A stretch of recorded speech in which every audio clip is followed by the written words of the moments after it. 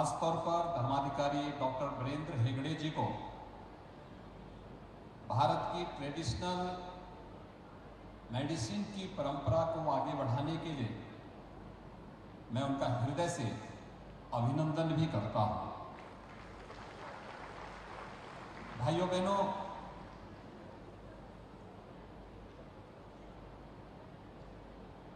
जब इस सेंटर के उद्घाटन का आमंत्रण मुझे प्राप्त हुआ तो मेरे लिए वो अद्भुत क्षण था। श्री मंजुनाथ श्री क्षेत्र के जुड़े हुए इस पावन कार्यक्रम के साथ जुड़ने का कार्यक्रम कर्नाटक और उत्तर प्रदेश का बहुत घनिष्ठ संबंध है और एक घनिष्ठ संबंध इस रूप में भी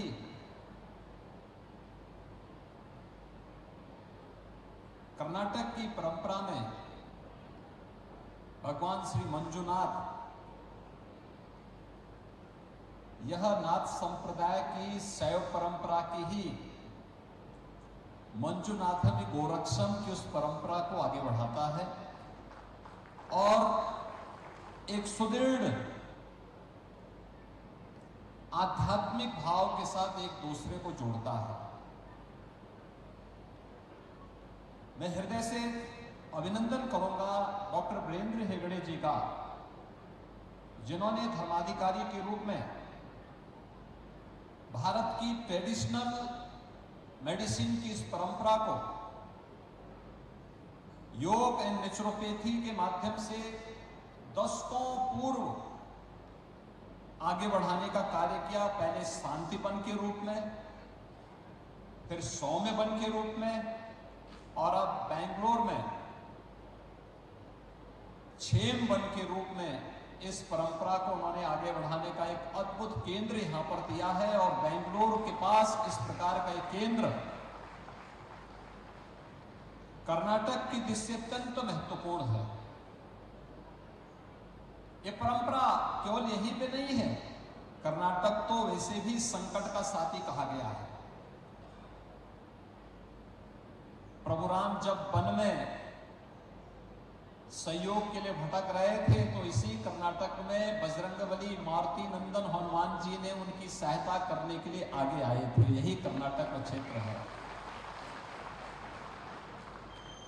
और बजरंगबली हनुमान की सहायता से उस समय जो मजबूत सेतुबंध का निर्माण हुआ था वह भारत में राम राज्य की स्थापना का आधार भी बना था।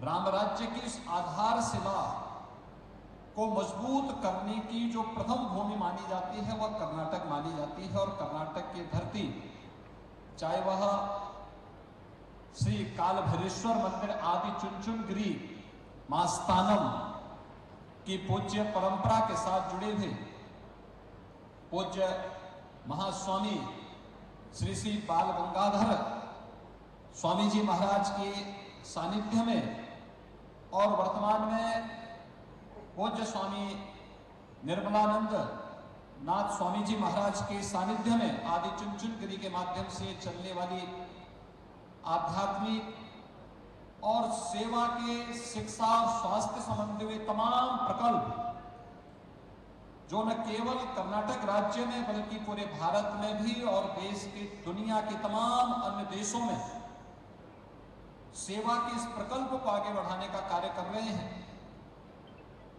यह नाथ संप्रदाय की एक परंपरा है।